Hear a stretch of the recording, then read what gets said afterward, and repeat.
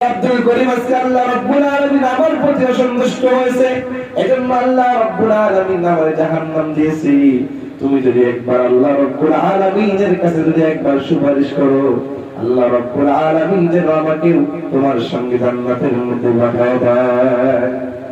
এভাবে একজন না দুইজন না অনেক মানুষ পিছন দিক থেকে ডাক দিয়ে বলবে, আব্দুল করিম তুমি যখন মাদ্রাসায় পড়েছিলা তোমার টাকার ব্যবস্থা ছিল না, আমি আমার পকেটের টাকা খরচ করে তোর এত সুন্দর একটা ব্যবস্থা করেছিলাম।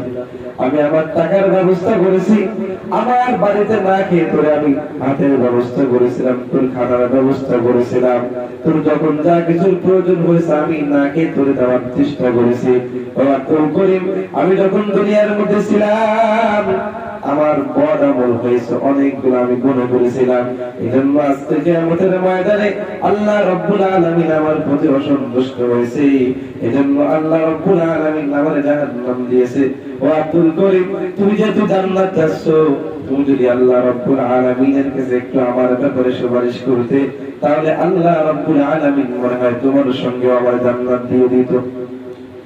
এইভাবে আব্দুল করিমের পিছনে একজন নয় দুইজন অনেকগুলো মানুষ যখন থাকবে, আল্লাহ রাব্বুল আলামিনের কাছে এবার আব্দুল করিম আব্দুল জব্বার যখন আল্লাহ রাব্বুল আলামিনের কাছে এবার আবেদন করবে, আল্লাহ ওই দুনিয়ার মধ্যে যখন ছিলাম আমার কোরআন ছিল না, কোরআন পড়ার অনেক ইচ্ছা ছিল, আল্লাহ টাকা পয়সা ছিল না, আল্লাহ তোমার এই বান্দাগুলো বিভিন্ন ভাবে আমার সাহায্য করেছিল, আল্লাহ এই বান্দাগুলোর কারণে যেহেতু আমি কোরআন হিফজ করেছি, কোরআনের সম্মান রাখতে পেরেছি, এই কারণে আল্লাহ রাব্বুল আলামিন তুমি আজকে আমার প্রতি খুশি হয়েছো। তোমার কালামটা হিফজ করার পরে তোমার কালাম অনুযায়ী জিন্দেগি যাপন করার সৌভাগ্য হয়েছে, এজন্য আজকে তুমি আমার জান্নাত দিয়েছো। আমি ততক্ষণ পর্যন্ত জান্নাতে যাব না যতক্ষণ পর্যন্ত এই মানুষগুলো আমার সঙ্গে জান্নাতে না দিবা, ততক্ষণ পর্যন্ত আমি আব্দুল করিম জান্নাতে যাব না। আল্লাহ রাব্বুল আলামিন ডাকতে বলবে, আব্দুল করিম